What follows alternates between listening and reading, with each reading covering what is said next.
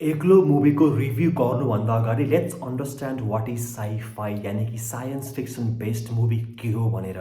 Sci-fi मुभीले हामीहरूलाई futuristic वर्ल्डमा लिएर जान्छ विथ एडभान्स टेक्नोलोजी। स्पेसलाई एक्सप्लोर गर्नेदेखि लिएर आउँदो वर्षहरूमा सोसाइटीमा आउने चेन्जेसहरूको बारेमा प्रेजेन्ट गर्छ।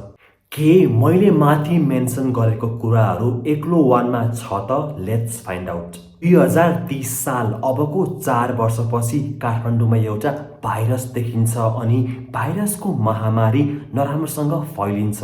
उक्त भाइरसबाट बच्नको लागि भीष्म आफ्नो वाइफ अनि बच्चासँग स्पेसमा जान्छ।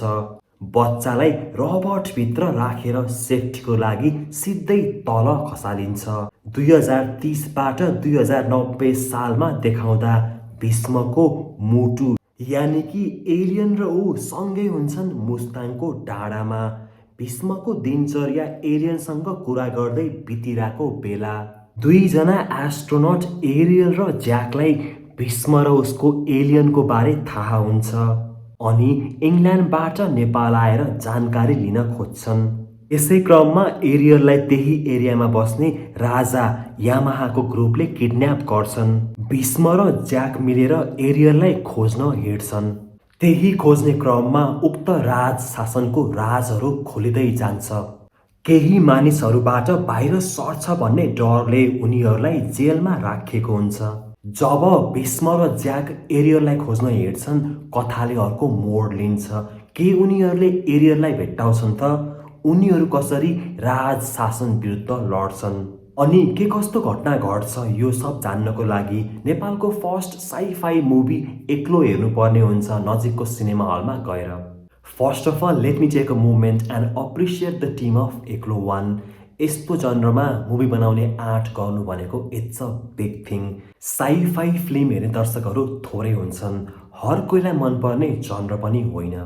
मुभीको एन्टायर सुट मुस्ताङमा गरिएको छ, त्यो पनि -12 -14 डिग्रीको जाडोमा। मुभीको एडिटिङ, ब्याकग्राउन्ड स्कोर, भिएफएक्समा कम्प्लेन गर्ने ठाउँ छैन। एउटा प्रमोसनल सङ थियो, कविताको डान्स अनि शान्तिश्रीको आवाजमा, जुन आवाज उनलाई सुट पनि गरेको थिएन। आई एम ग्ल्याड मुभीमा त्यो गीत राखिएको छैन। फिल्म एक्लो गेट्स 3 स्टार आउट अफ 5। यसमा मेरो 0.5 थपिनको मेन कारण चाहिँ साइ-फाई जनरमा फिल्म बनाएर रिस्क लिएकोमा। यदि यहाँलाई लाग्छ फिल्ममा प्रदीप खड्का कल्की बनेर तहल्का पिट्छन् भने you guys gonna be really disappointed, किनभने फिल्ममा उनी मात्र 5 सिनमा देखिएका छन्।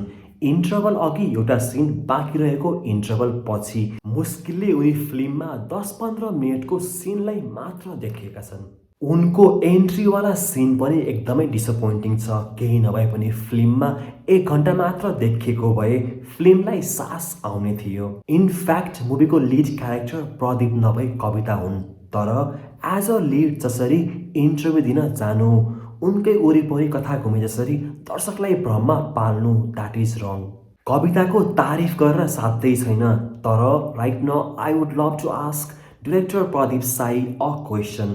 आई कम्प्लिटली अन्डरस्ट्यान्ड यहाँले प्रदीप खड्का र सुरज सिंहको क्यारेक्टरलाई पार्ट 2 को लागि भनेर साचेर राख्नु भएको छ।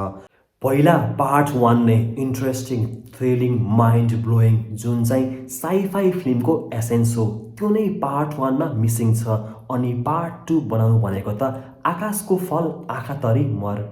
यदि यहाँहरूको टार्गेट अडियन्स इन्टरनेसनल नै हो भने पनि स्टिल ब्रिटिस एक्सेन्ट बुझ्न गाह्रो नै हुन्छ। त्यहीमाथि एक्टर्सहरूले डायलग इङ्ग्लिसमा बोल्दै गर्दा तलतिर नेपालीमा लेखिदिएको भए सुनमा सुगन्ध हुने थियो। मुभीको फर्स्ट 10 मिनट्समा हेर्दा I thought this movie gonna be amazing, तर के गर्नु, कथा सुरु गर्यो अनि छोड्यो। I mean to say weak screenplay. Yes I agree, film big क्यानभसमा बनाउन कोसिस गरिएको छ, कलर ग्रेडिङ पनि राम्रो नै छ, तर फिल्म कन्भिन्सिङ इनफ नै लाग्दैन। दर्शकले फिल्मको बिट्स पिसेस बुझ्न गाह्रो हुन्छ। As a director, Pradeep Sai, he is full on potential. He has that extra factor. Having said that, डायलग्सहरू अझै पावरफुल हुन सक्थ्यो। कविता नेपालीले यसअघि एउटा सिरिजमा काम गरेकी थिइन् प्रियङ्का कार्कीसँग। मुभी भने उनको फर्स्ट नै हो, तर कुनै पनि एङ्गलबाट उनको फर्स्ट मुभी भन्ने फिल नै हुँदैन।